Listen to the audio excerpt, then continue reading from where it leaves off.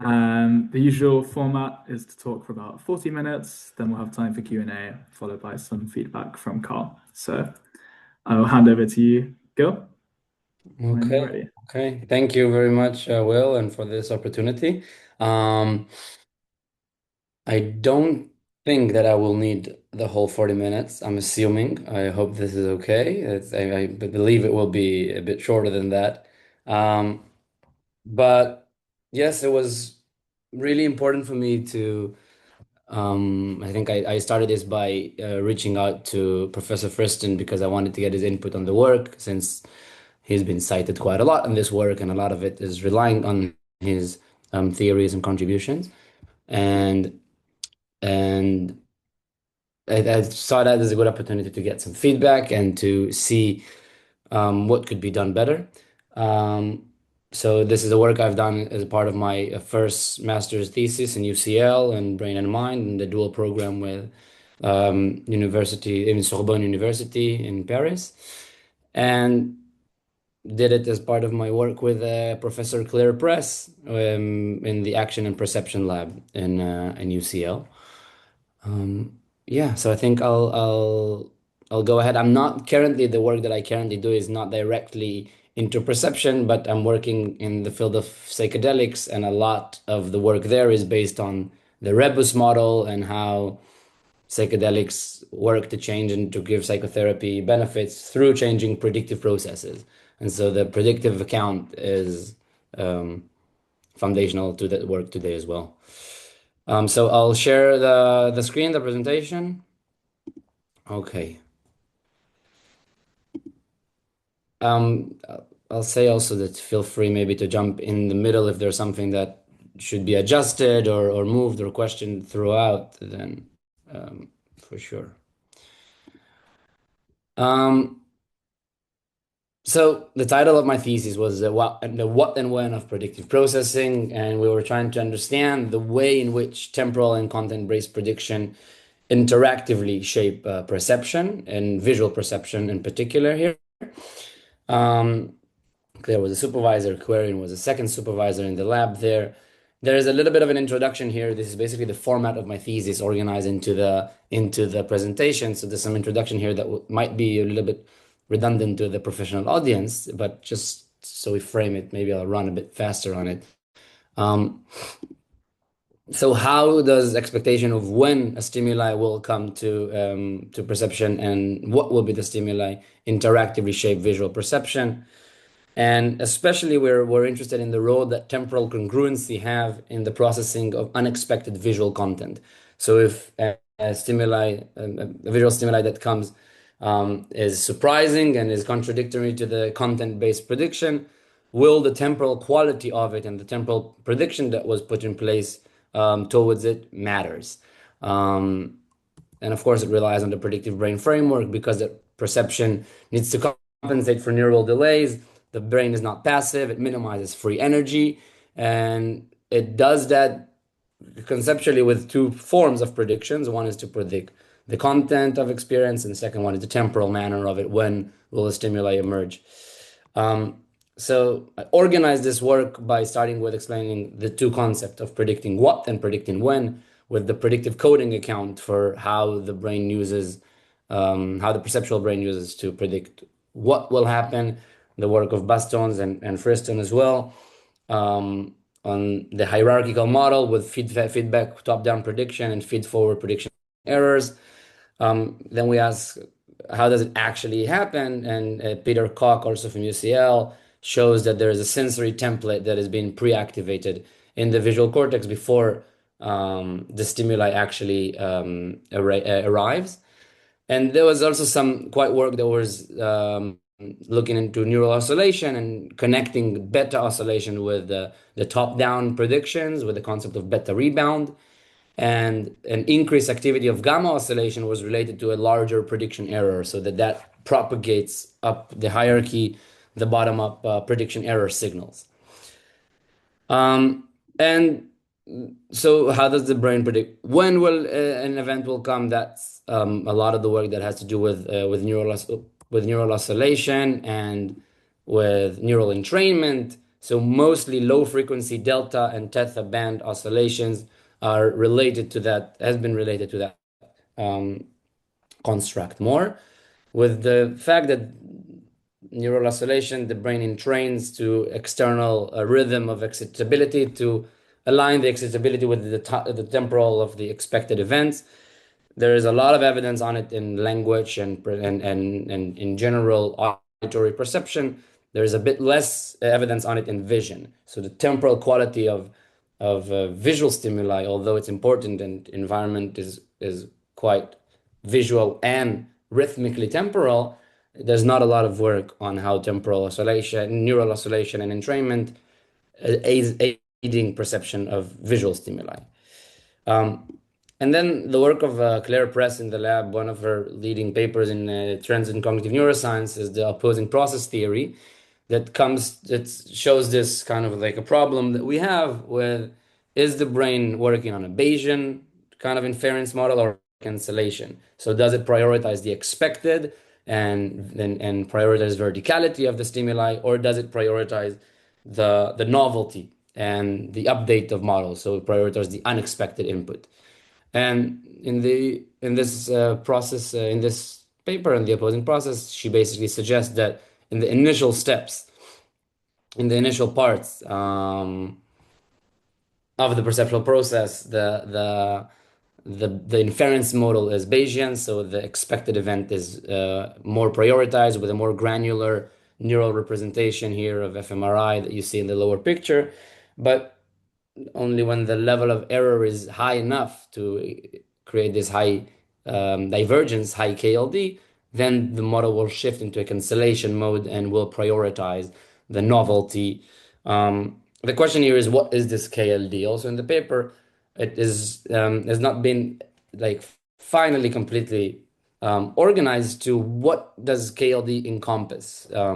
There's the difference between the prior and the posterior, and we think, and in this work, that's one of our assumptions and our hypothesis, is that temporal prediction could have a role in this area exactly. That the temporal and content-based prediction interact by the way in which an error that is a prediction error as a result of a content and that was unexpected will be affected, and the KLD of this error will be affected by the temporal quality of it.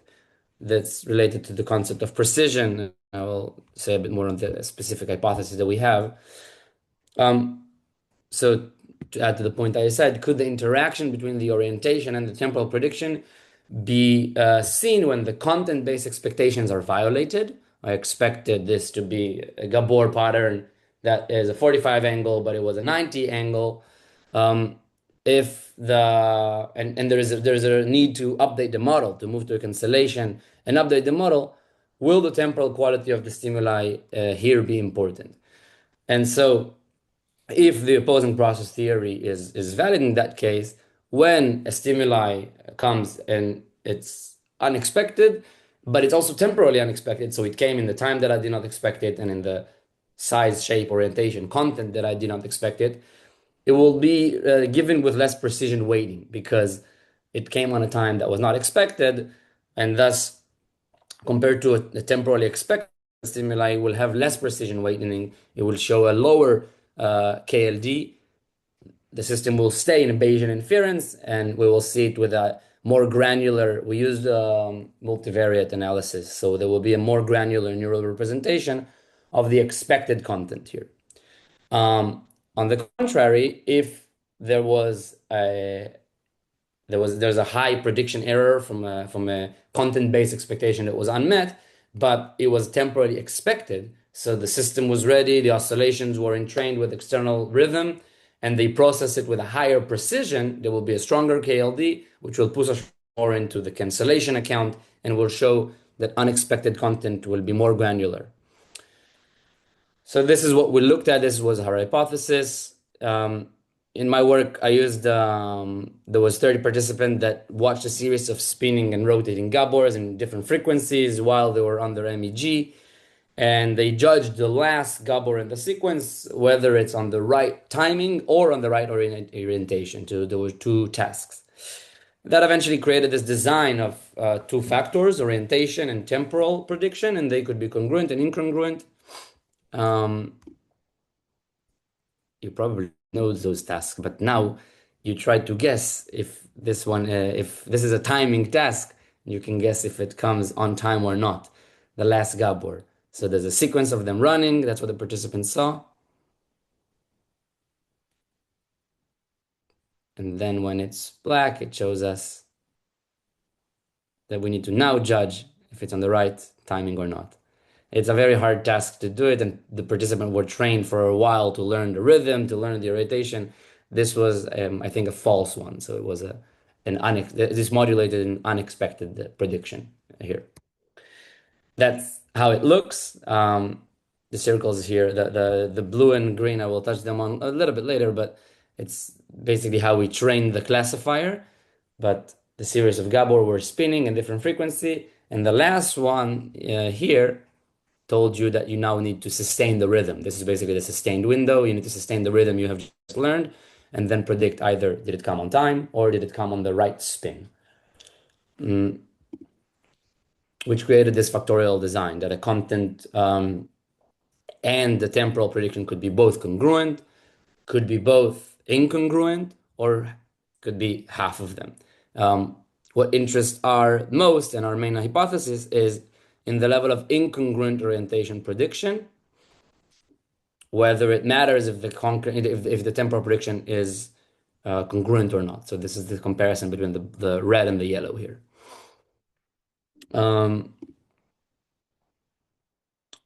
So 78% of the probes appeared on time and on the correct orientation as well to stimulate the manipulation of that is more rare that it will be unexpected to learn the rhythm and the orientation.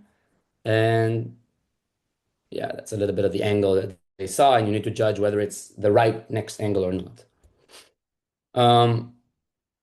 So we acquired MEG and pre-processed it. And then after pre-processing it, we used this multivariate analysis, which is called IEM. So it's a strip that's based on the work of Peter Cook. And we use the two Gabors, their orientation of the Gabors, and the MEG activation from 32 channels. That's like the label data that we feed and we train the classifier. And then we test them on the last one here that it needs to predict basically from the pattern of MEG activation, the right orientation. And then we compare the prediction with actual and we compute the decoding evidence of the classifier. And we basically have this window from minus 500 to plus 1000 millisecond, which you'll see now. So that's on the x-axis here, you have the sustained window from minus 500 milliseconds to 1000 millisecond. And we opened up here on the y-axis is the mean classifier evidence, so the level of decoding, which represents here the level of granularity of neural activity. And there's the four trials that we have. So congruent, incongruent for orientation and temporal. And we were just mapping it here to see where could be interest. There's nothing significant here in what we see now, but we just did a visual inspection, and we saw that it follows the same pattern as a regular visually evoked response, that the condition largely overlap. It doesn't see that there's any difference between the condition here. And so in the analysis that we did the ANOVA, we needed to average all the trials in the window to with one of the four averaging approaches, because we saw in the window that we could average all trials on the level of peak activation, so the highest point, or we could average all trials based on the window of what happened after the probe, which is the dashed line, or before the probe, because we were wondering where can we find the highest difference between conditions in the granularity of neural representation. And so we averaged either by peak evidence, by all-time average, or post-probe or pre-probe average. And And that's the so we conducted an ANOVA analysis. That's what we saw here. None of the results were significant, which was very sad to have a master's thesis that nothing is significant. The conclusion part was hard to write because what do you conclude and how do you conclude from null results? But what we did see is that there's also every averaging system has a completely different pattern where only in those groups here wait, no, sorry, only in these two ones on the left side, A and C, what we saw is in line. It's non-significant, but visually in line with our assumption that in the incongruent section, you see my mouse when I spin it, right? Yeah. In the incongruent trials, those that are temporally congruent have a higher evidence. Here in the peak evidence, it was most vivid. But because our a priori hypothesis was not for the interaction in general, but a simple effect for temporal congruency, we did go ahead with the post hoc analysis, even though nothing was significant here. And the effect sizes were negligible.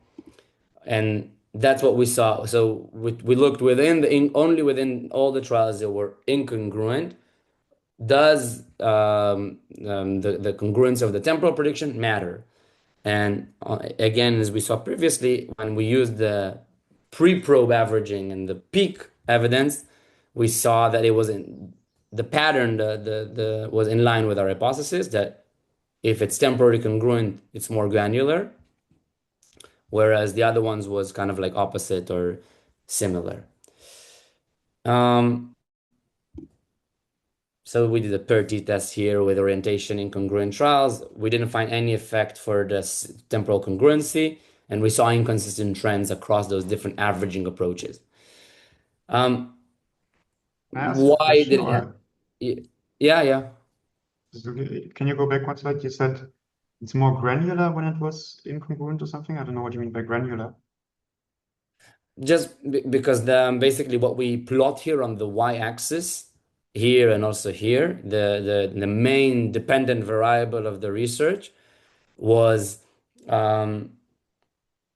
because it's not a unilateral analysis, it's a multivariate analysis where we took the pattern of activity in MEG, and the classifier identifies, kind of creates a pattern of this specific relationship form of activity between 32 MEG channels represents disorientation. And how well it could classify from a specific pattern of MEG activity and to predict well, this is this Gabor orientation, not this, not this. This level of accuracy, which is called like decoder evidence, is our dependent variable. So that's what we plot on the y-axis, and that's what we use to say in our hypothesis, will the congruency or incongruency of the temporal and orientation prediction predicts a different, higher performance, higher ability to decode from neural activity the Gabor orientation. I think like usually it's like kind of like a common dependent variable when you do like a multivariate pattern analysis, but I can go into it more maybe. Right?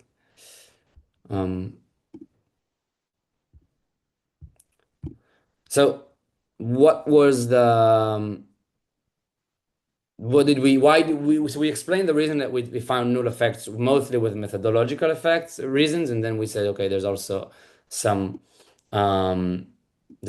actual theoretical implication. The first problem is that we averaged, so there was, I'll show it just to be clear. This last probe here could come on time with the predicted rhythm, or it could come too late, or it could come too early. We took those groups of the too early and too late, and we averaged, because we did not have enough of them, we averaged them. And then we might have just lost the effect of being off time.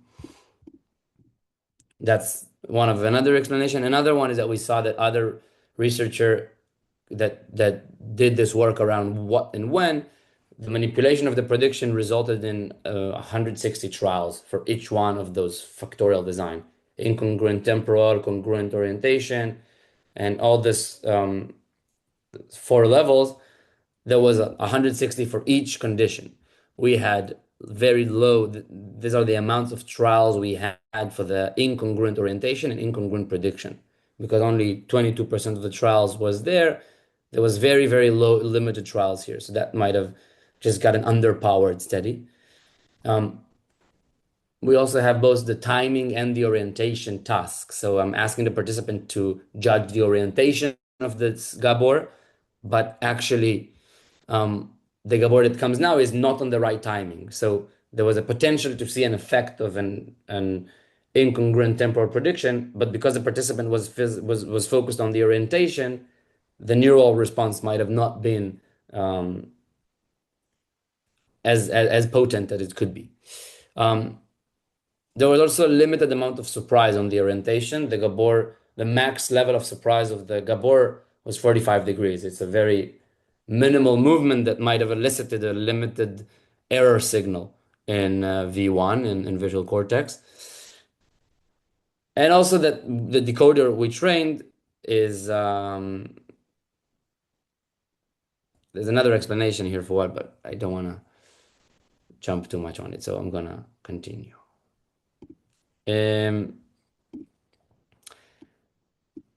We trained the Gabor on we trained the decoder on the Gabor's orientation, which is a function, which is a representation that is mainly on visual cortex V1.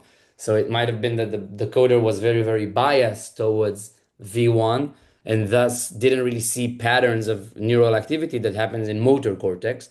And a paper that also came from our lab shows that the motor cortex has a high role in holding the temporal quality and sustaining the temporal quality of stimuli. So the interaction between temporal predictions and content prediction might lay outside of visual cortex in higher cortical areas.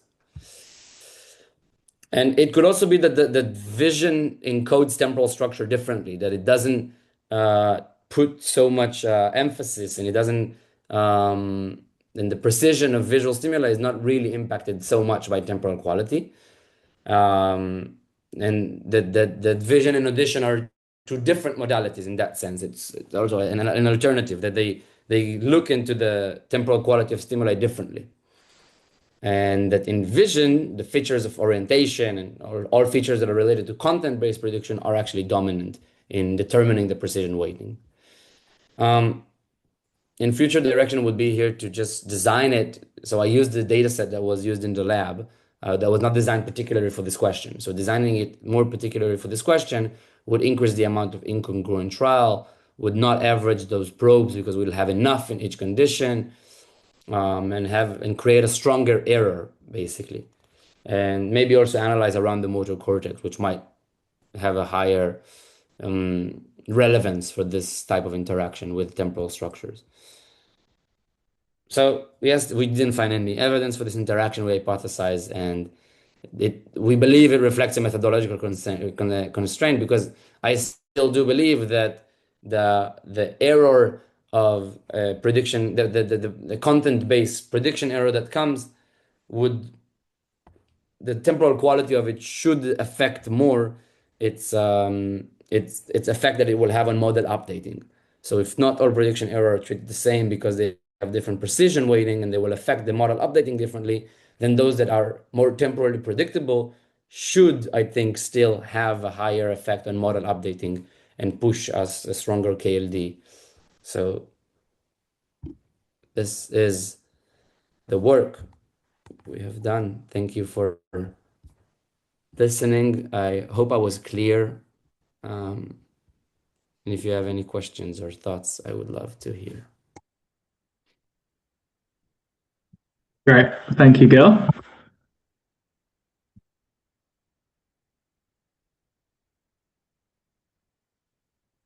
Okay. Would anyone like to start off with a question? If so, please just speak out loud or raise your hand.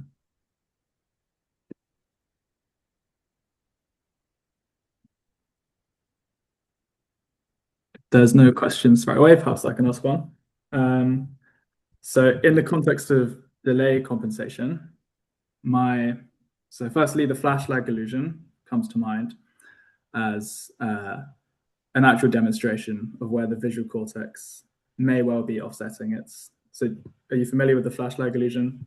No. Okay, so if you see a stimulus which is moving, for example, like a rectangle which is traversing the screen, and then at one point in its trajectory, an object appears just for one frame, aligned with the moving rectangle, so it flashes and then disappears, while the rectangle continues to move in a continuous motion. So something is moving, there's a flash, and while the rectangle continues, it doesn't stop. And when you present the stimulus, people report seeing the rectangle as when the object flashed, the rectangle is displaced further forwards. Okay, so you've got a moving rectangle, something appears, and you see the rectangle as having gone further beyond the points at which the other object appears. If that makes sense. So people. It's like this flash made it kind of jump. And well, okay. So one explanation, and this is still very much hotly debated. One explanation is that because the rectangle was moving in a continuous trajectory, the visual cortex encodes its motion. It understands that it's moving with a constant velocity and it's translating in this direction, say. So there is a basis for the visual cortex to extrapolate its position into the future because that information exists. And because we want the perceptual system to, as you say, this is the veridical hypothesis, I guess, not lag, especially when you've got a hierarchical visual cortex. You don't want the higher areas to be lagging behind the moving world. Then when you have a trajectory like that, you have a basis for extrapolation. So your visual cortex can actually anticipate where the rectangle will be and move it further along its trajectory. But for the object which just appears out of nowhere, yes, it's unexpected, but there's no basis for extrapolation. So that's why the flashed object will take more time for its position to be encoded, but the moving object has had the benefit of some extrapolation because the visual cortex has encoded its trajectory. So my thoughts are that, so this is a continuous stimulus.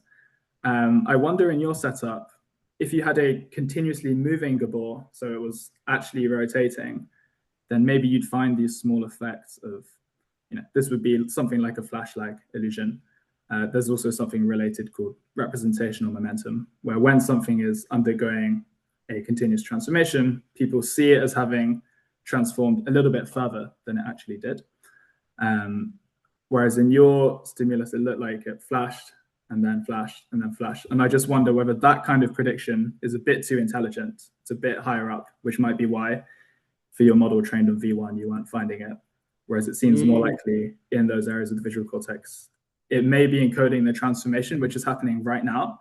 So when parts of the visual field are rotating or translating, the visual cortex will currently represent those transformations. So you can say things like that car is moving to the left or that thing is rotating. You can report it and the visual system may use it for delay compensation. But that seems much more low level. It's very much what is the transformation happening right now? Whereas you're kind of talking about what seems a bit like a more intelligent kind of prediction. You're anticipating a specific point in the future where you're going to see something.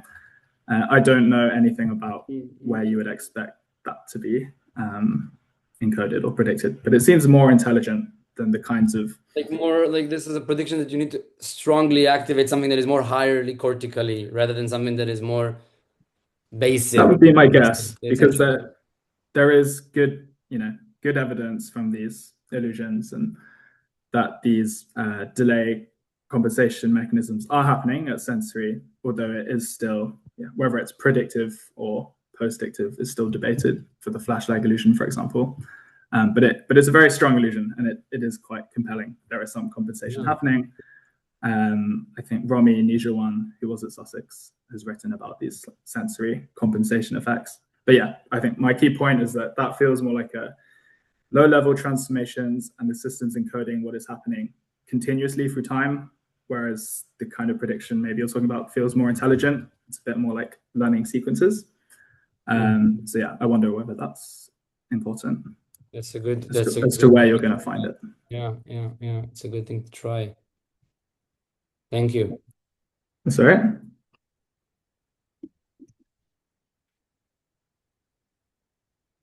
Are there, any more questions from anyone? Yeah, maybe if I may. Yeah, please. Hi, thank you, Jill. Interesting work, and I hope you will go on with this.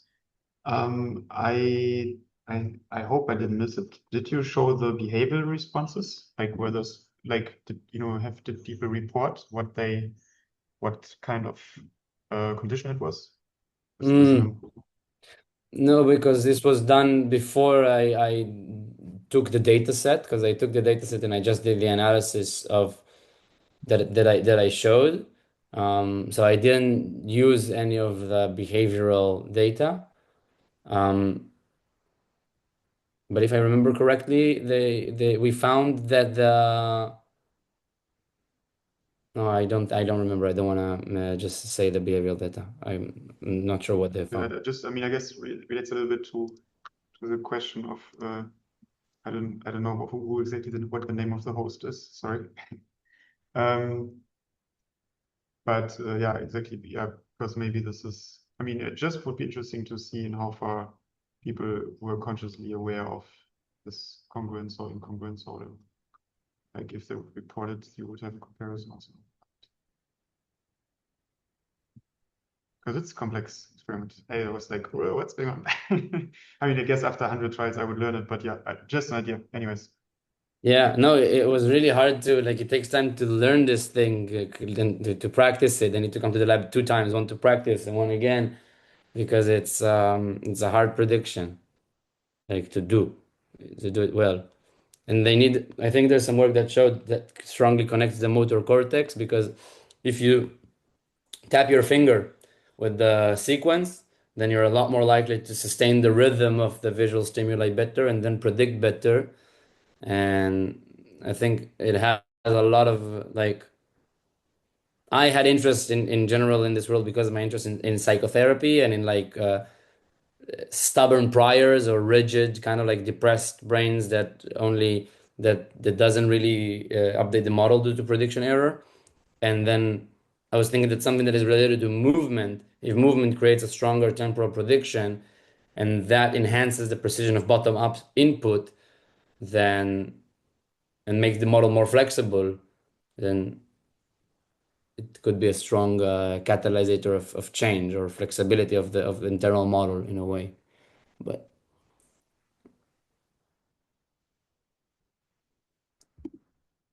And maybe one more question. Like you said, you made an EMG study, right? MEG. EMG, yeah. Sorry, but you didn't show any like. I mean, it would be you only saw showed the like average data for some region in the visual cortex, right? But you would have like a lot of electrodes and could show like a graphical representation and show what is the actual structure of the landscape, like where is it? Are there any other effects, not just in the visual cortex, or where is it more closer to something significant, or where not? I mean, yeah, maybe that's also something interesting to look at. But yeah, but I mean, you just need more data probably and something. Yeah. As I said, they took the data from this research that they did before, and in it, their initial hypothesis was to see if there are temporal predictions in vision. To see if neural entrainment is what creates temporal prediction, because there was very limited evidence on the fact that there is that the brain entrains its oscillation with external oscillations with the rhythm. And so the frequencies that they showed the Gabor spinning in 1.3 and 2, they then found that and there was like brain graphics that showed that the motor cortex, there was a high entrainment of oscillations between the motor cortex and this external rhythm. And there was graphics showing it exactly. But yes, I basically took the averages, and that's why it was like a similar graphics of ANOVA and t-test of X, Y.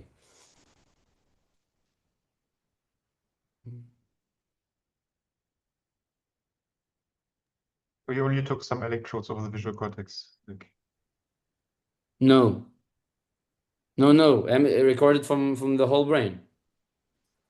Yeah, not even electrode. MEG is like, it doesn't connect with electrodes. yeah, sorry, It's the potential, magnetic resonance, so it's more MRI looking rather than EEG yeah, looking. Yeah. you're right, yeah. But I mean, you still have like local, I mean, I would think that you only use some, I mean, you still have these kind of localized points, right? And I would think that you would more use the visual cortex. I mean, Most of the activity was in the yeah. visual cortex, but it records from the whole scalp, the whole brain. Yeah. Okay, yeah. Nevertheless, generally, when you make an experiment like this and you expect a result in the visual cortex, then I would only use the data from the visual cortex. No? I mean, the rest would be noise, which makes your result less significant. Mm, yeah, could be. Yeah, maybe. I don't know. You do this all on your own, or you like you don't have like a supervisor with MEG experience or something, data analysis? Yeah. Both of my supervisor was a lot. They were doing a lot of MEG work. Okay, In and the they lab. said do whole brain scan Yeah, average. yeah. Yeah, Approaches. I All would right, say great. that one of the things I said that has a limited effect is I would actually I would train the classifier on data that is more from the motor cortex because it was just recent evidence, but we know that the motor cortex is important in this temporal predictions. Then I would actually focus more taking data from there rather than only vision.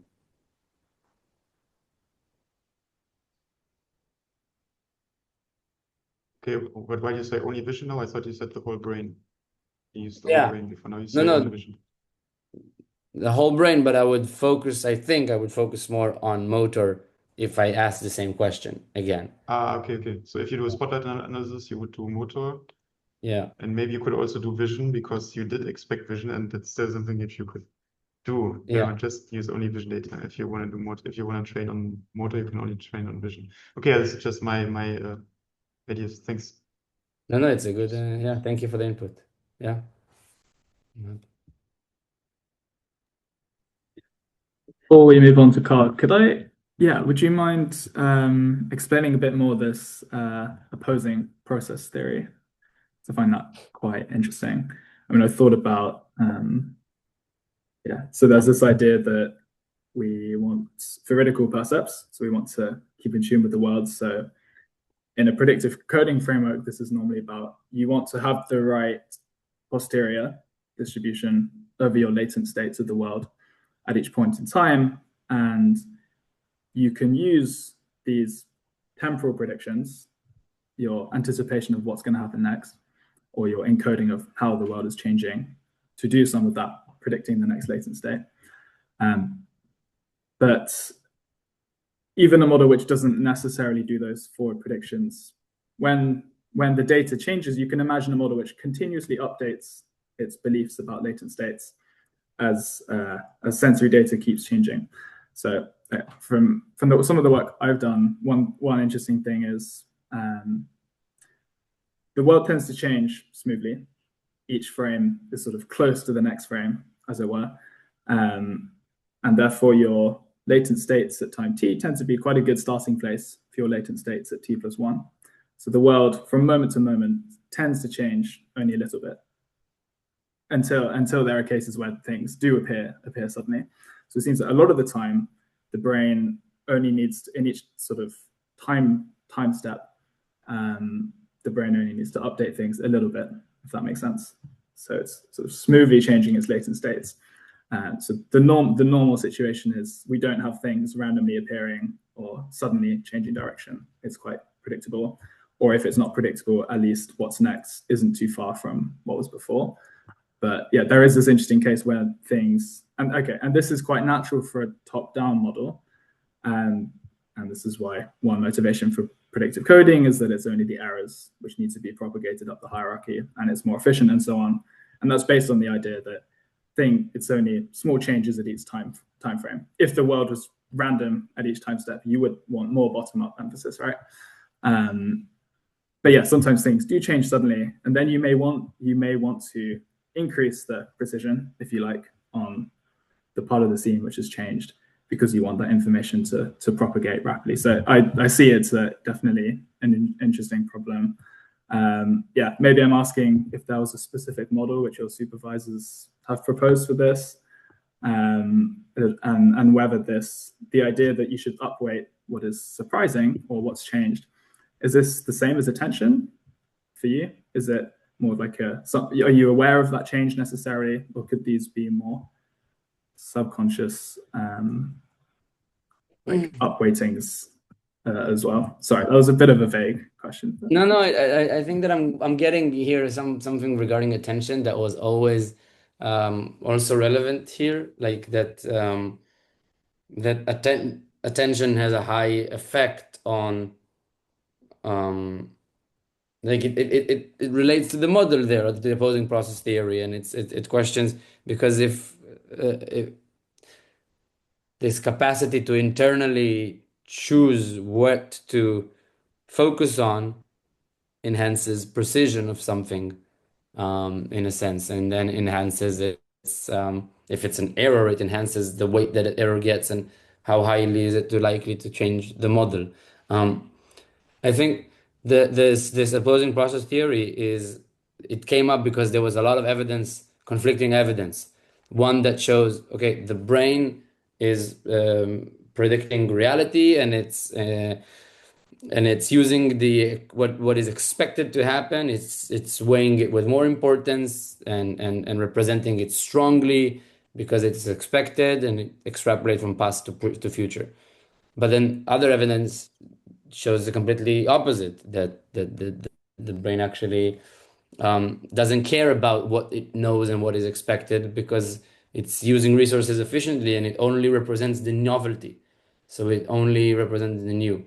And I think this theory, what it was trying to do is to say there has to be some underlying unified framework that explains when will I be Bayesian, when will I represent the expected more strongly, and when will I be cancellation, when will I represent the unexpected novel stimuli more strongly.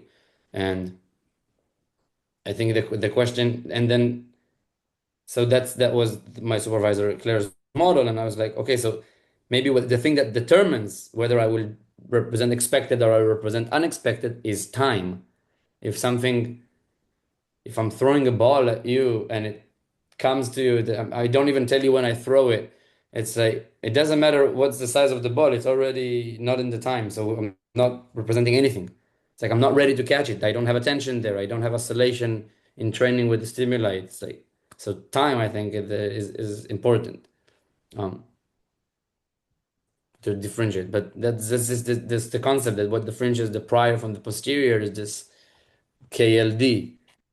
So that's attention, that's adrenaline that comes in there when something is very new, there's a strong error. So basically, how much am I deviating from reality will determine how much would I shift from representing the expected to representing the unexpected. I guess maybe my point then is that it's not non-Bayesian to account for changes. So when the data changes, it's still a Bayesian updating. You don't need precision weighting to update your latent states.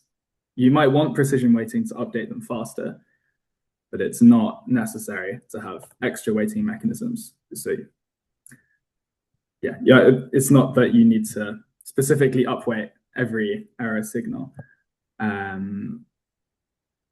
Yeah, you could have a more sort of general prior where you always, applying the same precision to all incoming bottom-up signals. But I can see that when there's more compelling evidence that builds up of that something really has changed, it may be beneficial to increase the precision to get it to update faster So I don't know, maybe it comes back to this question of speed. Yeah, that's interesting. Thank you. Yeah, thank you, Will. What was the paper from your supervisor on that? Here I'll put it also in the perceptual prediction paradox.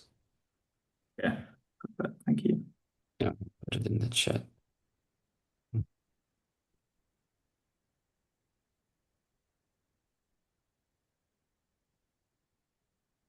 Yeah. Okay. Are there any final questions?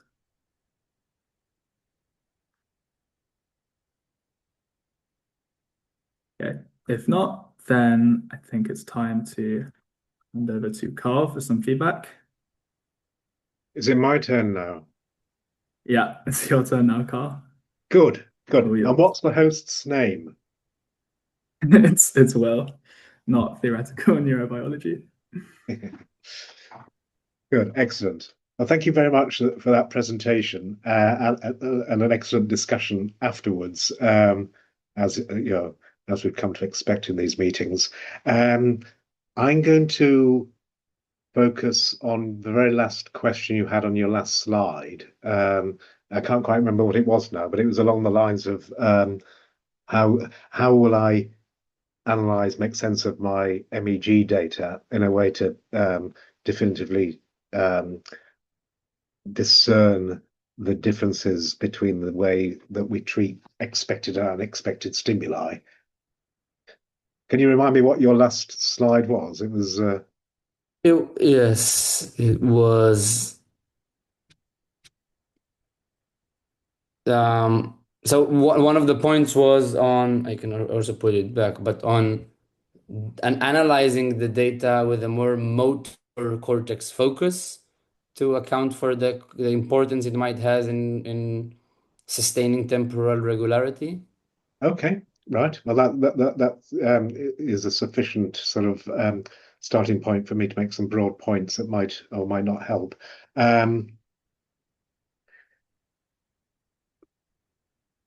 What I'm going to do is I'm going to just make some general comments upon your presentation and the points covered in the discussion.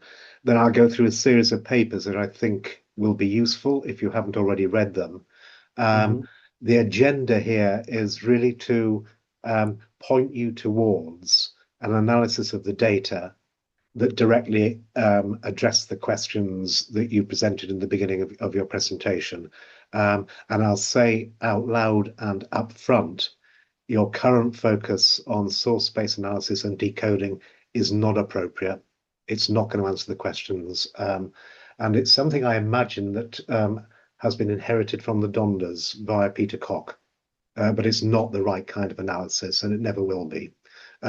So my job is to try and explain why and point you to the right kind of analysis, which should directly address your question. And interestingly, your focus on the motor cortex, I think, is a nice place to start, because I think that this paradox, which I've only just learnt about during your presentation, is simply a reflection of the fact that Claire is moving from mere predictive coding into the world of active inference. And the big jump from predictive coding to active inference is indeed action, and motor action in particular, but not just tapping your finger, ocular motor action as well is very important. And not just that, but the internal actions that we take when we attend to this or to that. So if you generalize the notion of action to cover not just motoric and autonomic action, but also mental action in the form of deploying precision or deploying attention in a selective way, basically attentional selection or endogenous attention, then you now have to ask, well, how would you extend the predictive coding framework to encompass action of these various sorts? And in so doing, what you have done is to move into the world of predictive processing and active inference, where there are no paradoxes, but there are certainly key distinctions. So the key distinction that we're talking about here usually arises in the under the question, what's the difference between attention as precision control and attentional selection, where the selection implies that this is an active process? And you could argue that this is, what is the difference between the physiological implementations of Weber's law, where there's a natural adaptation to the precision of, say, visual information in terms of the total amount of luminance irradiation, versus what people in cognitive neuroscience would talk about, particularly in relation to endogenous attention, where there's an active selection of attending to this modality or this part of the visual space, or this frequency domain, in order to do perception. So that's important to realize, because there are no answers in predictive coding. Predictive coding does not do action. You have to move to active inference to answer those questions.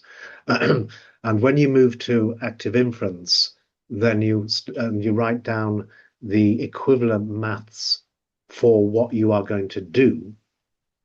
Then the KLD, which I imagine stands for KL divergence, plays an important role. So in the generic formulations, sort of generic Bayesian formulations of active inference, the probability of committing to this course of action, which could either be literally looking over there, as in saccadic search, or it could be covertly looking over there by deploying attention to this part of the representation of the visual scene, is determined by the expected information gain and the expected utility or negative expected cost. Together, that's known as expected free energy. And that expected information gain is the KL divergence. It is the change in your posterior beliefs that would be afforded by the observations that you would get if you did that. So it's not, if you like, the same kind of information gain that you get in variational treatments of predictive coding in the moment. This is a prospective, predicted reduction in uncertainty as scored by the expected information gain, which is a KL divergence. Interestingly, it was originally introduced by Etienne Baldé a long time ago in the context of the visual search literature. So it was asking, how do I explain where people visually palpate the world? Where do they engage in that sort of epistemic foraging by visually searching the world? Is this a literature which you're familiar with? Do you know about visual search and Bayesian surprise? I think a little bit. It rings a little bit. Yeah, visual search. Not too deeply, but I'm a bit. Yeah. Okay. Well, it may be. I was wondering if it's relevant for your interest in psilocybin research. It might be. But I think it's worth just reading a bit more deeply here, because you're talking about issues which people have been talking about for decades, if not centuries. And in fact, if you go right back to the original writings of Helmholtz, this is exactly what he was worried about. How do we palpate the world? How do we choose our eye movements as little experiments that are designed to test different hypotheses about what's causing the visual impressions in this instance, on our retina or our sensory epithelia.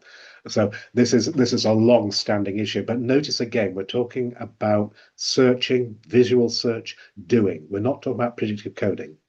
We're talking about choosing what to do, given we have some predictions of the consequences of doing this or doing that. So this is quite fundamental. And on that view, the paradox just dissolves, because then the Bayes optimal way of deciding what to do inherits something called the principles of optimum Bayesian experimental design, which is basically you design an experiment, such as an eye movement or attending to a part of the visual field, in a way that will ensure that the data are going to be most informative in terms of resolving your hypothesis about if you're a scientist, your null versus alternate hypothesis. So this again is just the information gain. It is the KLD. It is Bayesian surprise in the visual search context. Just for your entertainment, slightly morbid given the current situation, but that association of the drive for attentional selection in the visual cortex by Tim Baldy actually came from a DARPA project. So they were tasked by the American military to work out a way of finding out where snipers should look next in order to locate a potential target. So it has a really morbid background. So don't tell your children that, but that's where that particular sort of formulation of of attentional deployment comes from. But as I say, that's just one person's or one little group's view of it. This is a much more generic thing. So looked at from that perspective, I think you're absolutely right to think about this as an aspect, and a really important aspect of sensory motor integration, but possibly not just the motor cortex. That may be important in training things, but also the rhythms with which we actually deploy our eye movements if you're talking about vision. And of course, the rhythms of importance here are basically the rhythms with which we move our eyes, and that's a theta rhythm. So we saccade every 250 milliseconds. So there will be a rhythmic aspect to it. And basically, you can think of this in, where am I going to look in the next 250 milliseconds? Well, I'm going to look at the place that resolves the greatest uncertainty, and I'm going to select or attend to that if I can do that quickly. Interestingly, the neuromodulatory mechanisms that mediate precision weighting or attentional control or communication through coherence also have a time constant of about 250 milliseconds in terms of just drilling down on things like sort of fluctuations in intracellular calcium and after hyperpolarization effects. So it's likely that you're in the same ballpark even when you're covertly saccading as opposed to overtly saccading. So I think that's quite fundamental in terms of dissolving the paradox that Claire's brought to the table. It's not a paradox, it's just she's wandered away from predictive coding into the world of active vision and active sensing, where the same Bayesian principles still apply. It's just that they now have to cover not just making sense of what I'm seeing, but now actually actively looking to get some data to make sense of, so that I can see it, or at least look at it. The second point is, just again a little bit of history, which may be amusing for you. So when this game started in the context of brain imaging, there was an opponent-like debate between, I can't remember who exactly it was now. I think it was Scott Murray and Dan Kirsten and Alan Ewell. And they had a big debate about, in the context of visual perception, under a predictive coding, or more generically a Bayesian brain perspective, was this a reflection of your predictions telling the lower level representations to shut up, to stop chattering? So this was a shut up hypothesis, which I imagine is closely related to your granular thing. Or was it an explaining away? So was the, if you like, the explaining away of the prediction errors, or the diminution and the sharpening of representations at a lower hierarchical level due to the top explaining away the prediction errors, cancelling the prediction errors? Or was it this more precision weighting like mechanism by which you basically told certain populations to shut up and stop chattering amongst yourselves? So I don't know if you want to go back to that very early literature, but it did make me smile when you're talking about sort of granularity and the sort of the different explanations for what was going on. That there have been similar opponent or opposing arguments, even in the context of just perceptual inference or perceptual synthesis under predictive coding, before we get to the sort of active inference or active sensing aspect of it. But notice the shut up is something that you tell your neurons. It has that inactive aspect as opposed to sort of passively explaining away. So I still think that you can gracefully accommodate the those early debates under this inactive aspect of precision weighting, choosing selectively by literally in the context of manipulating attentional gain through attentional selection, selecting those prediction errors that are going to be most informative, very much in the spirit that you were describing. When you write this down in terms of generative models and you simulate these processes, there's something that immediately comes to the table, that in order to do this selection based upon the Bayesian surprise or the KLD, you have to recognize the context in which this particular selection or precision weighting is appropriate. And I suspect that your argument is that that context is provided by some temporal rhythm or contiguity, that in this particular sequence of stimuli, that establishes a particular context such that you expect, with some degree of precision, something to happen in this period of time. But for that to work, there has to be a generative model of this sequentiality, of these long-term trajectories that you were talking about.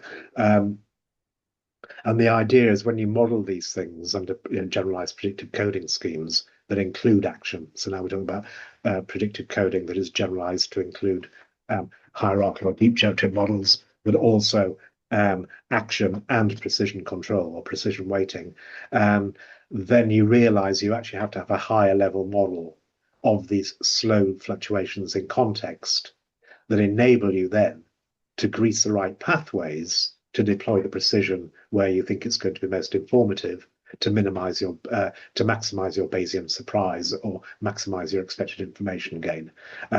So that tells you something quite interesting, in the sense that there will be, in principle, detectable fluctuations in neural activity in some higher part of the brain, say it could be the pulvina, or it could be the anterior cingulate or the frontal eye fields. Going back to your sort of focus on the motor cortex, let's take the frontal eye fields. Then there will be fluctuations in activity encoding the right context, the right expectation about where am I going to actively deploy my precision weighting next. And but at the lower level, at the target of that precision weighting, what you will see is a fluctuation in the excitability and the granularity, if you like, of the responses that are actually evoked when the stimulus arrives. So this, and there are many ways that you can think about this in terms of sort of attentional biases or attentional selection or gain control or postsynaptic or synchronization, gain by synchronization. I won't go into that, but I'm just making the point that what you expect to see with your MEG under this kind of active vision and attentional selection are of two sorts. There will be activity that generates or is required to recognize the context that then drives a precision reweighting to do the attentional selection. But the attentional selection in itself will be manifest as a fluctuation in the gain and therefore the amplitude of evoked responses. So this is the basis of the mismatch negativity, which allows me to sort of provide another perspective that Will brought to the table in terms of it's flash bang. I keep what is it? Flash bang or Lag. flash lag? That's the one. I don't know why, because of the noisy bang. Yeah, yeah. So that's a fascinating paradigm. It certainly speaks to sort of the temporal acuity. Another view of this is it's an oddball paradigm. So you could conceive of what you've done as a mismatch negativity paradigm, and in particular, a mismatch negativity paradigm in which you've got two kinds of mismatch. One's a content, which is the orientation, and the other one is a temporal attribute, which would be the fact that it's slightly delayed or increased. And if it's too delayed, it would be known as an omission paradigm. And those are really interesting paradigms because you can get massive prediction errors, precise prediction errors, in the absence of any sensory stimulus, provided it was predicted at that time. And then you get into the world of local global paradigms, and the local global paradigm really emphasizes you've got a separation of temporal scales in your predictive coding model that know that at the end of a little sequence, something should occur of this kind. And so if it doesn't occur, you get a massive omission related response.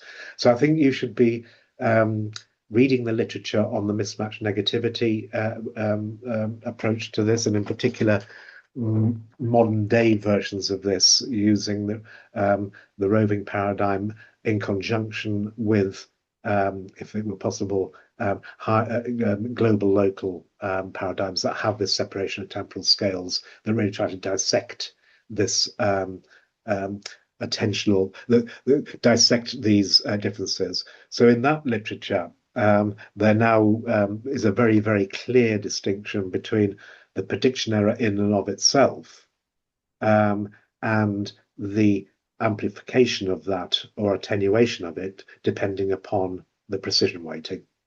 So, and then most accounts sort of, really just talk about the precision weighted prediction error, and they associate that with the amplitude of the usually the N100 or the mismatch negativity is about 170 milliseconds.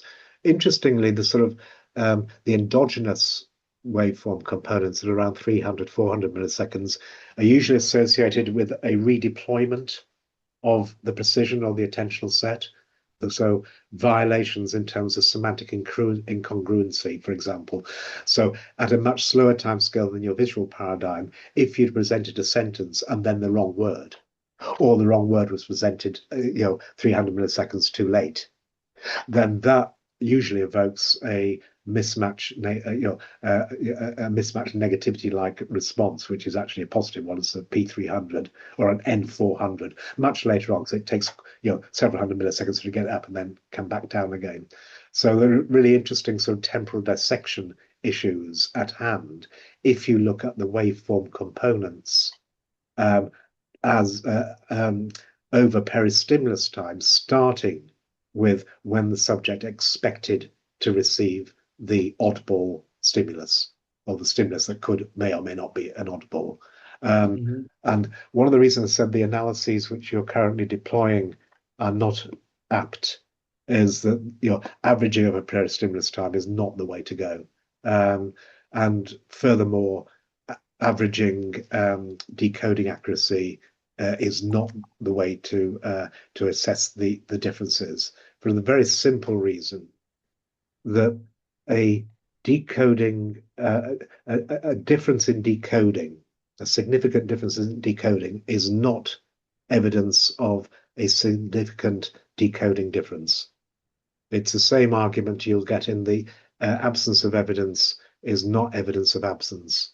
So, in my world, I'm being quite polemic here because I'm not accountable. I'm not your supervisor, but polemically, you really need to stop doing these decoding analyses and just get back to straight statistical tests, directly testing your hypothesis that there is some modulation of the MEG evoked responses in a context-sensitive way where you have experimental control of the context. And furthermore, you have some very strong hypotheses about when in peristimulus time you expect to see these effects and the sign of these effects, because you can appeal to the precision-weighted prediction error story in order to associate the amplitude of various evoked responses using the MEG at particular points in peristimulus time with the precision-weighted prediction error. So that's going to have two aspects, and Peter Cox, is an expert at this when it comes to fMRI. In fact, he made his name when he was at the Donders by showing that you could reverse the prediction error response with fMRI by an attentional manipulation.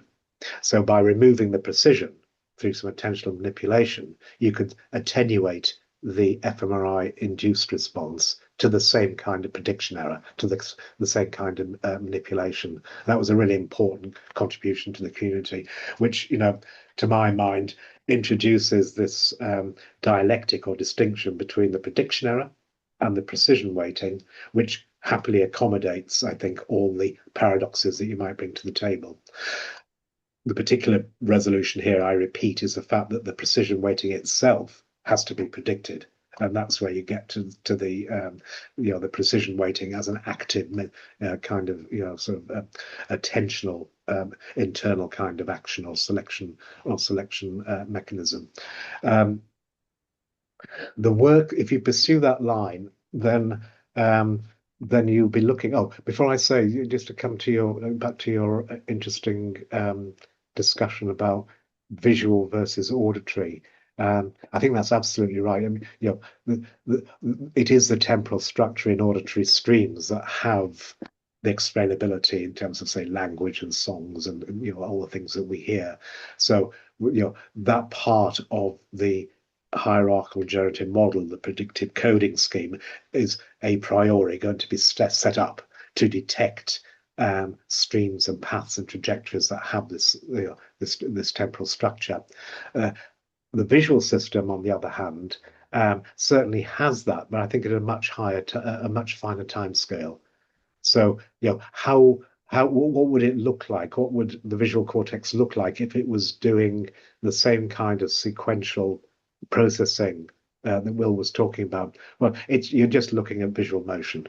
You're looking at optical flows. You're looking at biological motion. So you know, the visual cortex will be tuned certainly to temporal trajectories, but they will have the natural time constants of the things that we see moving, usually biological motion, which is a likely bit quicker than sort of the auditory stream, which may be one reason why it's notoriously difficult, or relatively difficult, to elicit oddball responses or violation responses or mismatch negativity responses in the visual cortex than it is in the auditory cortex. It's not impossible, but it's much, much more difficult to disclose these violation responses in the visual cortex, probably because the time constants are different. You know, and they're tuned to different kinds of sequential violations, you know, such as which, you know, the visual cortex is very expert at handling, like sort of visual occlusion. You know, there are you don't get visual, you know, you don't get the same kind of occlusion effects as you do in the you don't get those kinds of occlusion effects in the auditory stream, and that may be why it's more difficult to surprise the visual cortex than it is to surprise the auditory cortex. But there are some beautiful questions to be asked from the visual cortex. And I imagine you've still got your data and you just want a better way to analyze it. That's basically the question on the table. Yeah. That's one of them, yeah. Right. So the better way to analyze it is to first of all come back to your conversation earlier on about analyzing the data in sensor space from your squids from the MEG as opposed to source space. So you know, you were asked, have you done MEG analyses before? I suspect the underlying question was, have you done any source reconstruction or analysis in source space? Because that's really where the answers lie in terms of finding the right data features that will inform your hypothesis.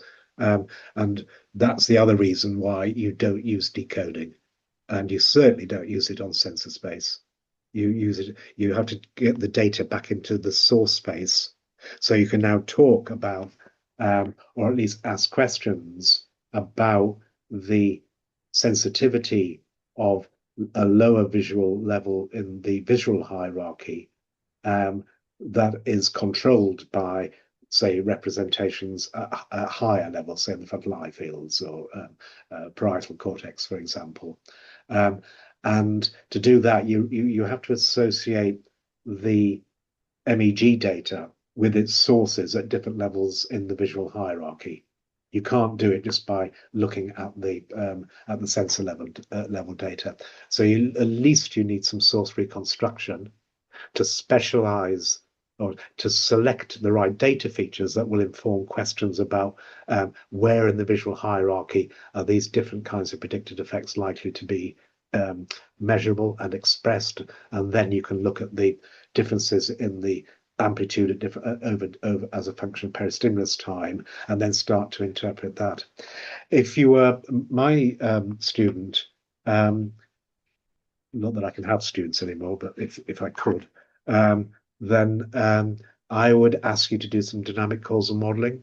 And you may ask, what's that? Well, it's basically a way of source reconstructing your data that is parameterized in such a way that it allows you to test for condition specific, say, incongruence, specific differences in the gain or the precision weighting as measured by the rate constants or effective connectivity that control fluctuations within a source, but also the effect of one source on another source.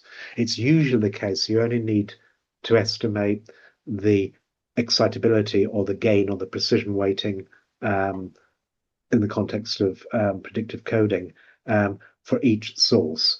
So if you have in mind a higher level, say frontal eye fields, has been in receipt of some slowly, temporally structured model, and things at the moment are now something of this orientation is going to occur over here or in this part of the visual field, then it will send messages down that increase the postsynaptic gain of the appropriate populations.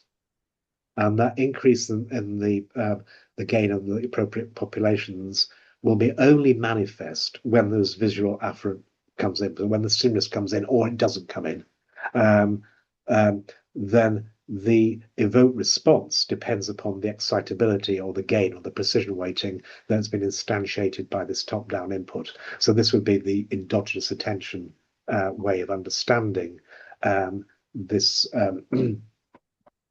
the selection of the, or using the KLD to drive the selection of the most salient channels, sensory channels. Biophysically, when you model this, though, all you need to do is to tweak the excitability of an early visual source to visual input. And that's usually done in sort of physiologically realistic models by decreasing the self-inhibition.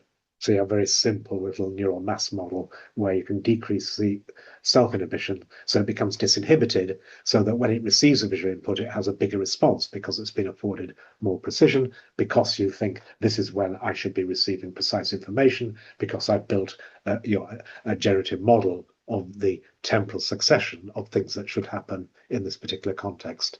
Does that make sense?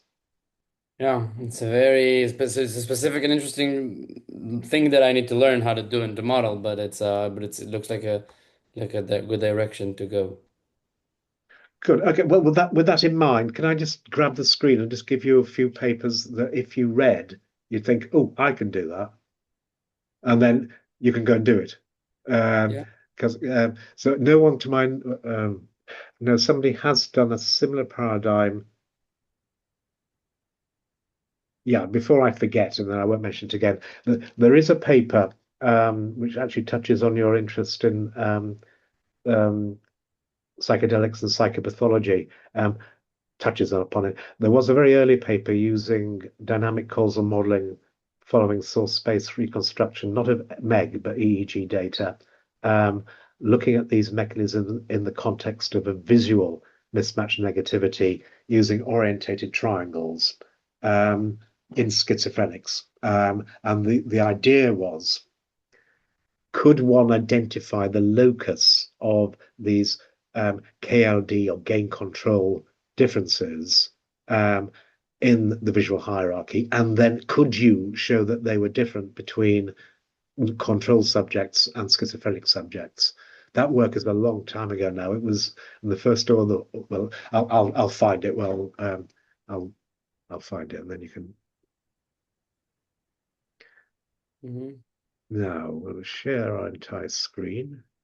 That's an interesting direction, and basically everything that has to do with your rebus model that you did with Cara Torres, and this how it is aligned with Absolutely. it is fascinating to me. Yeah, so that's all in the same theme park, as it were. Absolutely. So the work on psychedelics was going on in parallel with Robin Carr Harris from Imperial and his colleagues at Cardiff, sort of using MEG in Cardiff with psilocybin and trying to localize where the gain control or the precision weighting was impaired. And then subsequently, the Rebus story was Robin's synthesis of that and the implications of manipulating precision at high relative to low levels, and what that meant for perceptual synthesis. And of course, then the potential utility of assisted psychotherapy by relaxing high level priors, not just about the visual scene, but of course, oneself and the way that one acts in the world. So yeah, a sort of a very closely related literature, all inheriting or not inheriting from, but certainly associated with very early analyses of MEG data or EEG data with this predictive coding mechanism or the precision weighting aspect of predictive coding very much in mind. Let me just quickly try to search for the Fogelson paper. So just so this is being recorded, so I'm speaking quickly and polemically in the font. Hope you can go back to this and pick up the bits you want to remember and ignore the rest. I was happy it's recorded when I saw that I'm trying to write very fast. A lot of points Yeah, I've brought in here.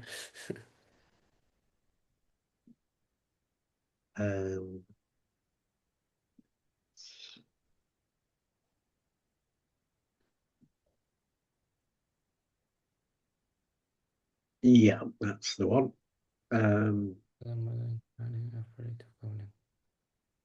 Oh, what's that one? It's an Israeli one.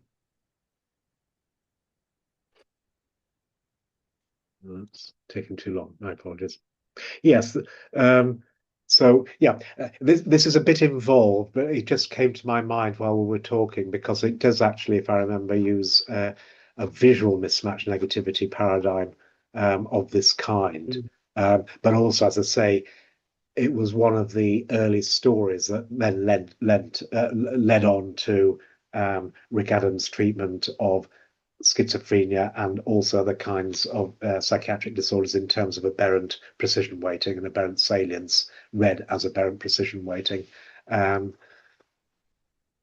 Yeah, so that's a kind of dynamic causal modeling which in source space now allows you to ask about different levels of excitability in the visual hierarchy here in motion sensitive area V5, which of course is very important in terms of temporal progression of frames, predictable frames in the context of biological motion and optical flow and the like, and then infratemporal cortex and parietal cortex here standing in for the frontal eye fields. So that would be your motor cortex in this instance. Just asking you, how do we best explain this? So I just put that up just in case you want to encourage yourself that this can be done. It's not easy, but it's worthwhile doing it if you've got very particular questions about the mechanisms that underwrite I'll go in reverse. No, I won't. Let's not. It's this.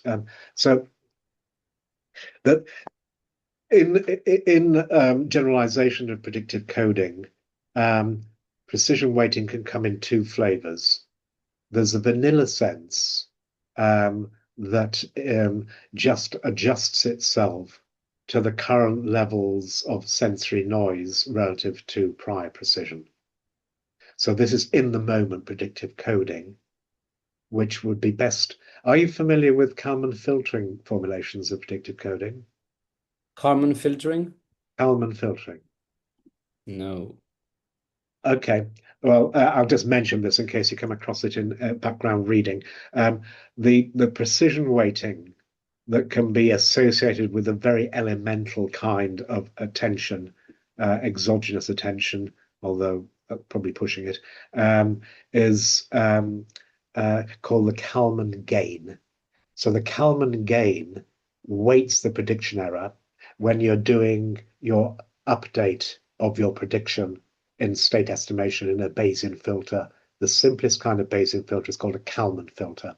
So predictive coding is a special case of Bayesian filtering, and a special case of Bayesian filtering is called Kalman filtering.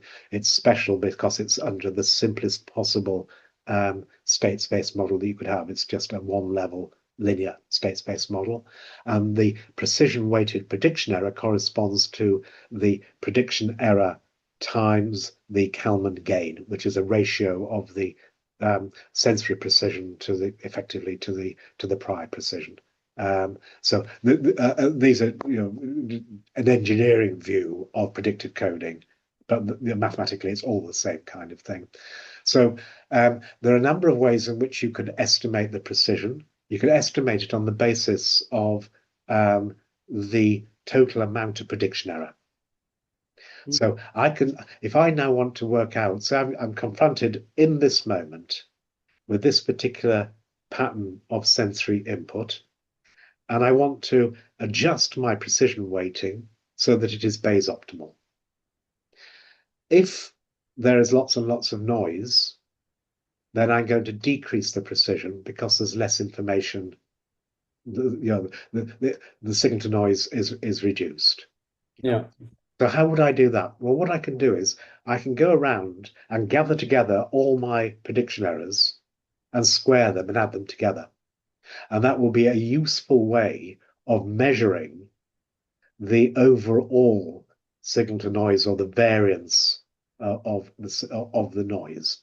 And then if it's bigger than I expected, if the noise or the sum of squared prediction errors is bigger than I expected, I'm going to decrease the precision. If it's smaller than I expected, I'm going to increase the precision. And what that does is it naturally gives you like a Weber's law, a renormalization. So you're optimally balancing the precision against the evidence for the amplitude of your prediction errors. Now, notice what that is exactly what you do when you do a t-test. You take the sum of squared prediction errors, and then you take that and divide by the degrees of freedom, and you get your standard error. And then that's what you use to make your inference by multiplying the difference, the prediction error between a group mean and a prediction, the sample mean and the predicted, the average, and the predicted, and say the null hypothesis, which would be 0. And then you multiply it by the inverse of your standard error, by the inverse of your precision. So the Kalman gain times prediction error just is a t-test. It's exactly the same maths. This is a very, very simple online kind of precision control, which you could say is a kind of attentional selection, but I don't think the word selection is really qualified here. This is just a predictive coding, Kalman filter, Bayesian filter, an aspect of a Bayes optimal filter or evidence accumulation or state estimation machine or predictive coding machine.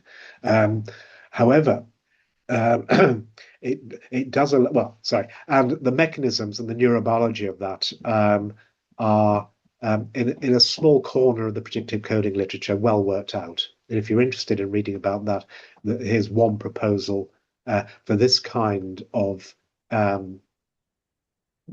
precision error estimation and consequent precision weighting to account for feature ground segregation, where the pulviner pulls together the sum square prediction error and then modulates the gain through precision weighting of the cells encoding the prediction error, which are generally thought to be the superficial pyramidal cells.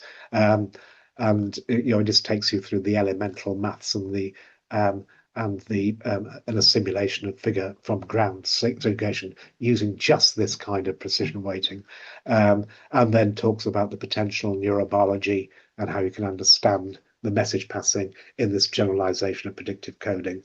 Well, it's not even a generalization really. It's one that focuses on the optimizing the Kalman gain or the precision weighting as opposed to the actual content. There's a gentleman called Stuart Shipp who in the past few years has really drilled down on this from the point of view of the underlying neuroanatomy and cell biology, should you want to read about it. His paper is entitled Neural Elements for Predictive Coding, and he really focuses on this representation encoding of precision. This is one kind of precision which has got nothing to do with the paradox or the attentional selection or the KLD. What it does do, though, is show you that, well, in this instance, I've estimated my precision purely on the basis that the precision can be anything, and all the information I need is actually in the sensory information.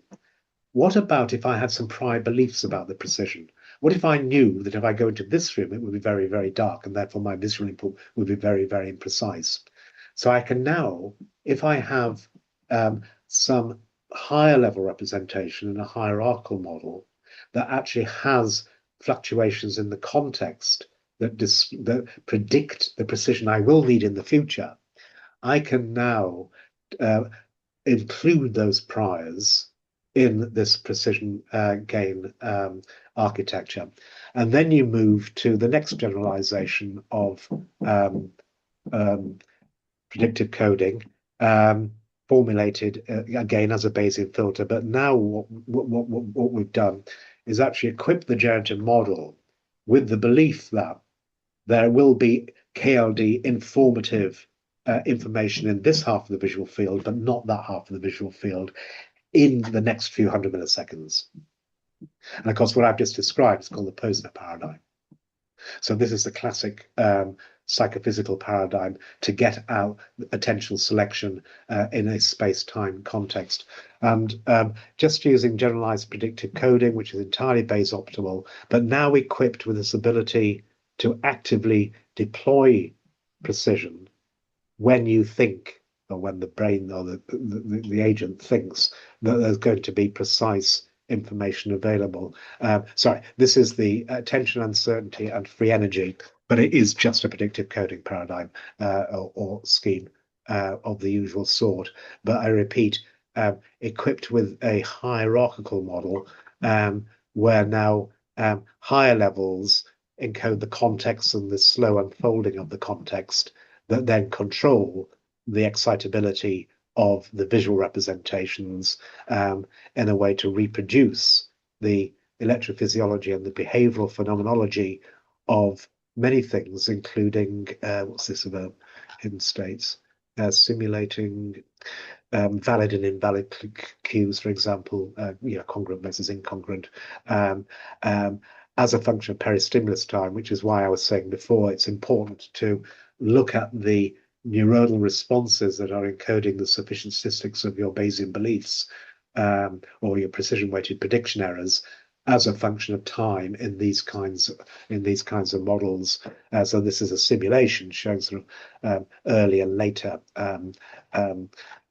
effects that now can be read in terms of speed accuracy trade-offs, simulated timing effects of the kind that you were talking about, but crucially being able to reproduce classical findings of the kind that one finds in the mismatch negativity field, but also the incongruous effects of incongruous stimuli in the context of P300 effects. So all of this is just done with generalized bog standard predictive coding. There are no paradoxes, and it already explains bias competition, the Posner effect, and the timings simply by having the right generative model that you can then invert using standard generalized predictive coding.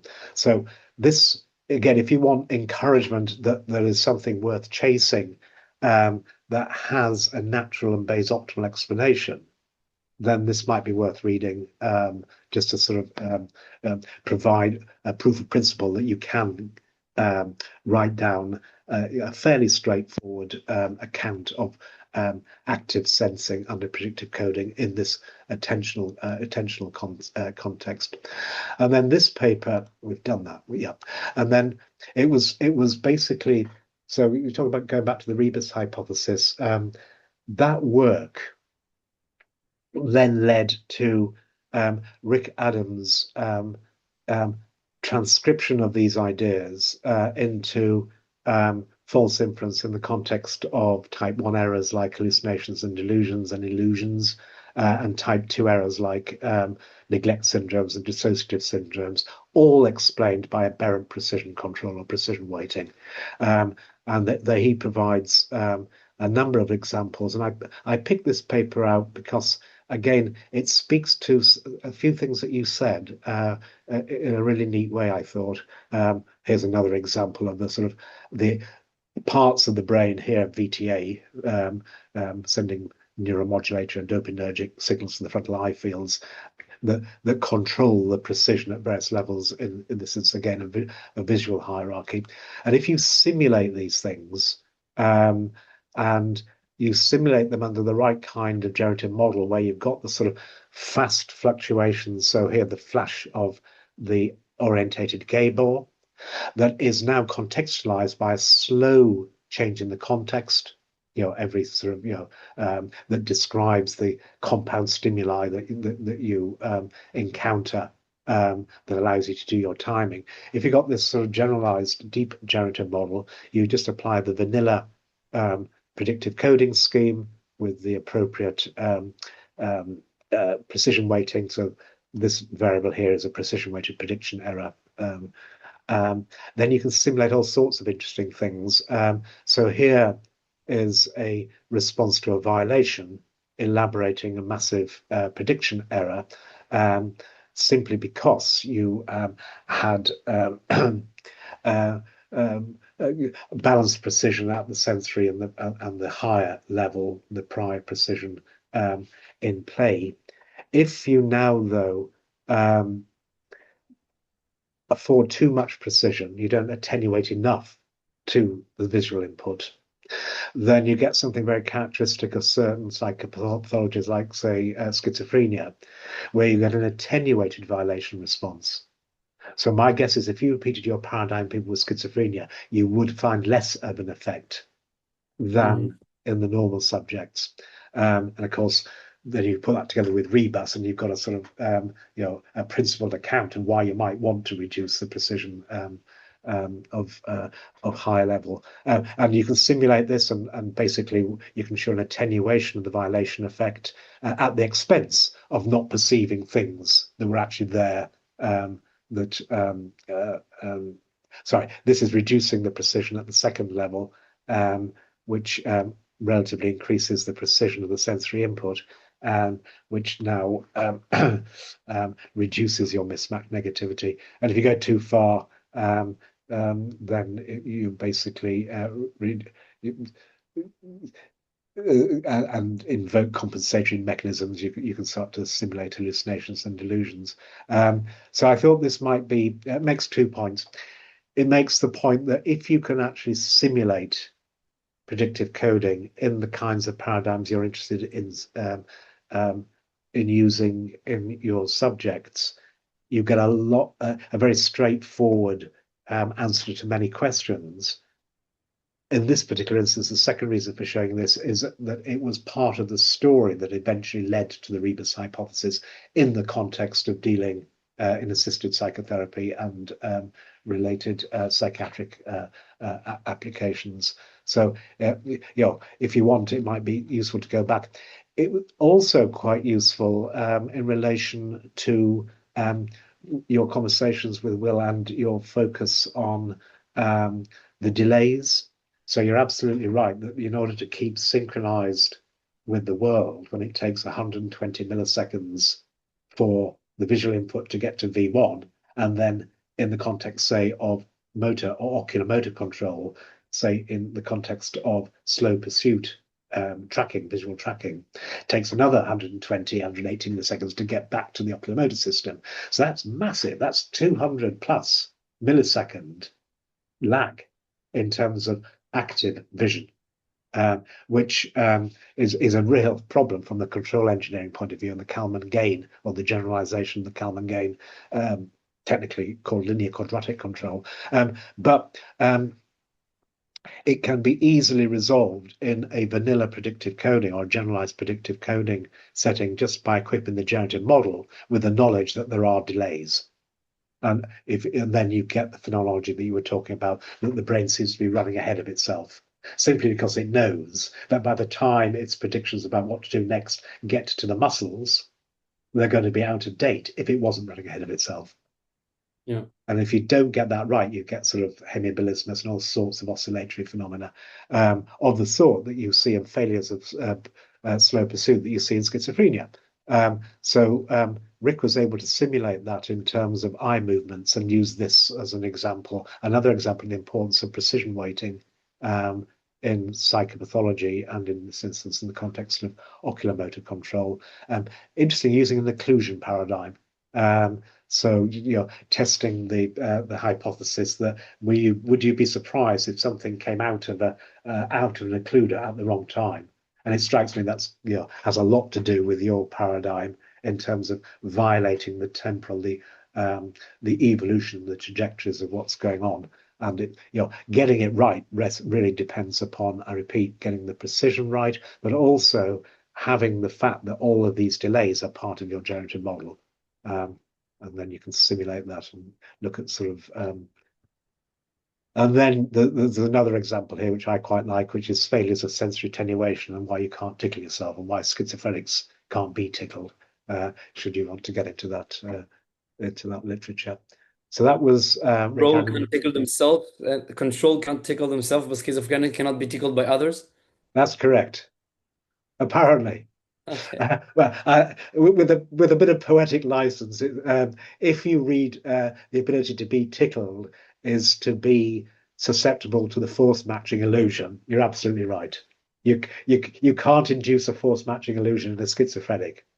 It's one of those wonderful conditions where you get the pathology actually renders you more optimal in your responses, simply because you're not relying upon your prior beliefs, which are, if you manipulate the situation, become illusory in nature.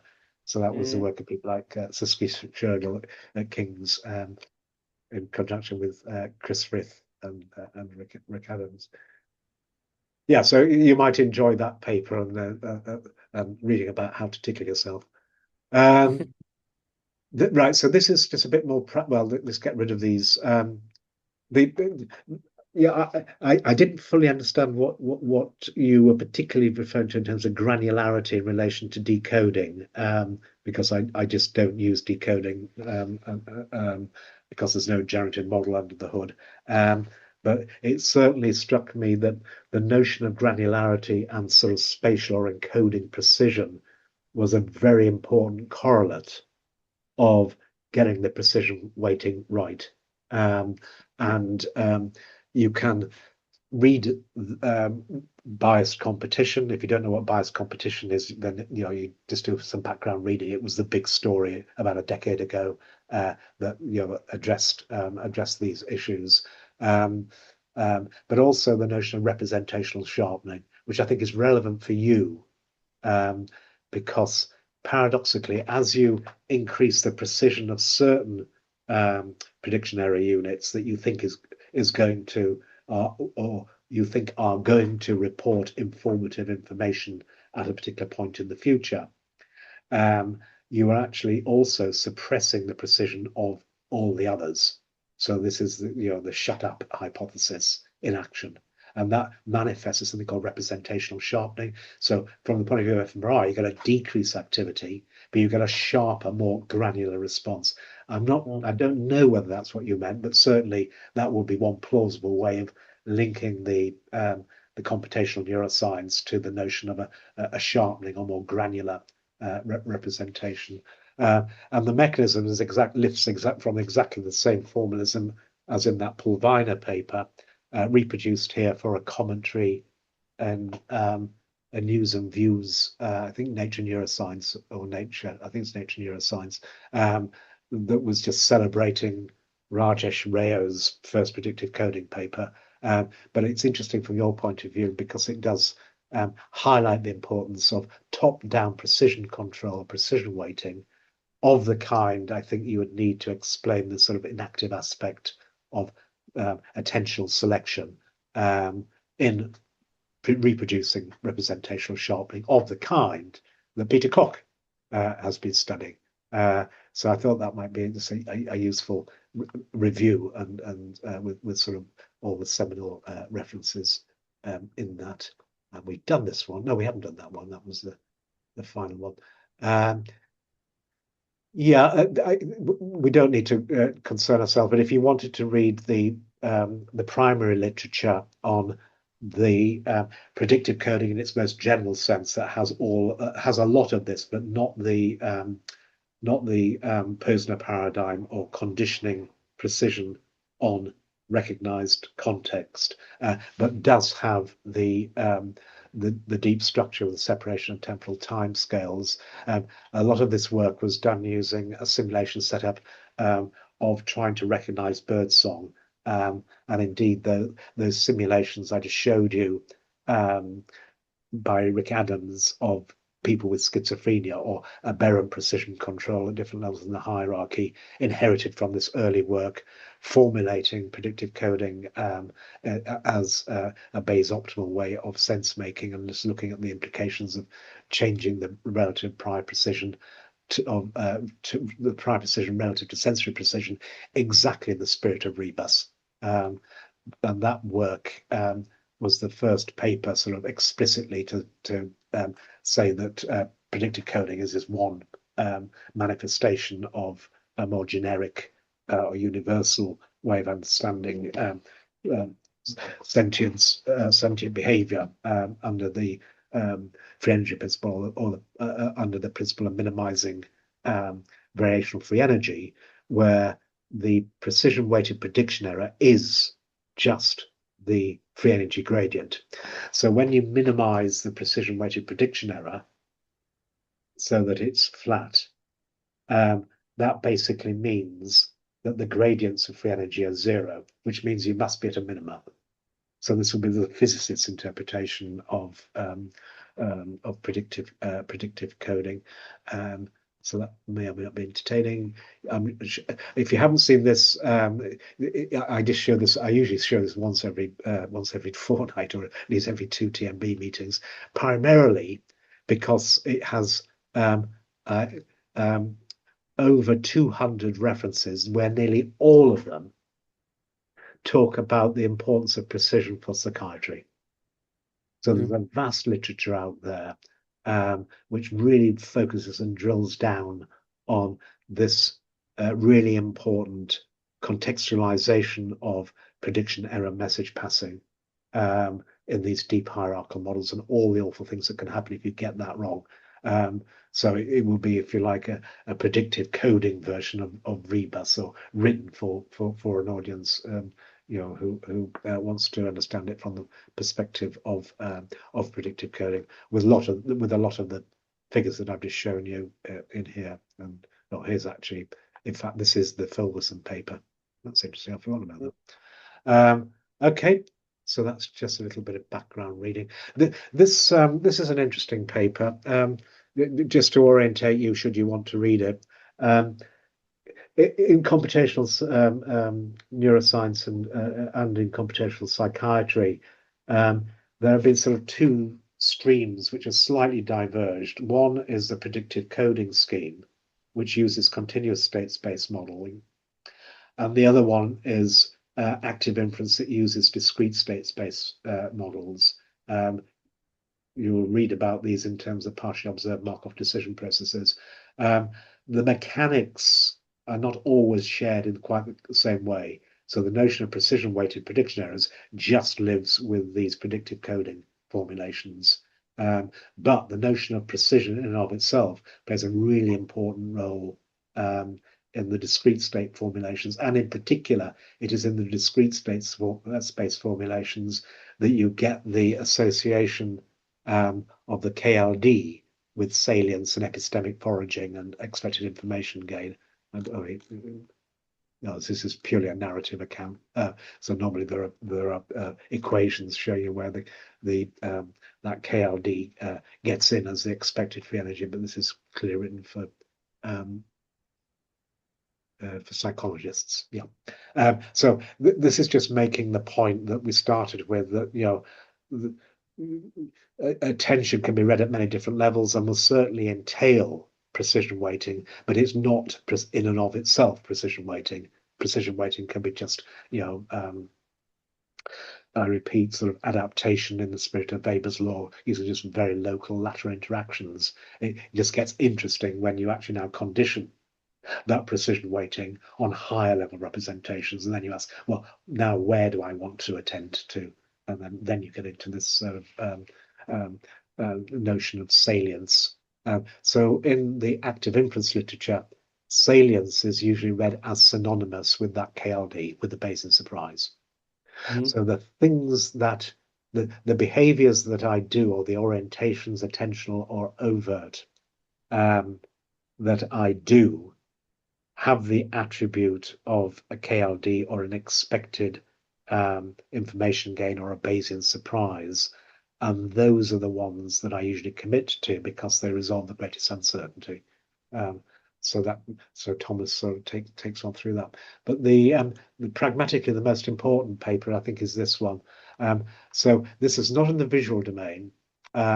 It's in the auditory domain, using MEG, but it does have the advantage of being close to your design, not only because it uses MEG, but also because it uses a violation response under 2 levels of attentional set to ask specifically, where is in the brain can I, or where in the brain do I need to change the homolog of precision weighting, which is the intrinsic gain or the intrinsic connectivity, in order to best explain source reconstructed MEG data.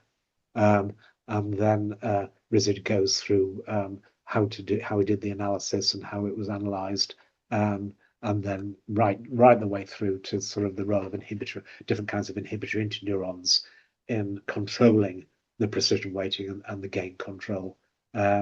So I suggest you read this paper because, I repeat, if you can reproduce the Rizid's, you can say Richard if you can't pronounce his name, Richard's analysis with your data, I think that will give you the right kind of analysis, and it will enable you to answer the questions in the way that has a much greater biological validity and a specificity in terms of the functional and computational architectures, and also point to the neurophysiological mechanisms that should then link to your interest in psychedelics and 5-HT2, serotonergic neuromodulation, for example. Yeah. The other thing is that Richard's recently moved back from Hong Kong to Germany, and I'm sure would be well happy if you sort of reached out to him. And if you want to, I can write a letter of introduction just so he can have you present your paradigm to him, so he can comment upon how he would have analyzed it when he was your age. Yeah, it could be helpful because that's a specific analysis technique that could be more suitable here, as you said, right? Indeed. Yeah. That's great. That is, Well, yes, I've exhausted myself now. I have nothing more to say. that is very much a lot of things for me to digest and to work with, and I'm gonna read and go back to the recording and maybe also share with Claire, because I think it would be interesting for her to know how you want one of the points you said about the paradox, and that it might not be a paradox if you just say it's not predictive coding but active inference and you look at it other ways. I don't know if she was aware of this feedback, but it might be interesting. Yeah, there are some, the predictive coding community has sort of got so big now, it's sort of fragmenting. And I spent half my life trying to get one community talking to another community. So in the world of predictive processing, which is a sort of world that people like Andy Clark and Anil Seth and Jacob Howie would occupy. And Will, I imagine, has to be courteous to this crowd. So, Will, where are you? You're down in Sussex, aren't you? I'm with Anil, but also with Chris. So I do the Ah, right. machine learning stuff too. Yeah. Yeah.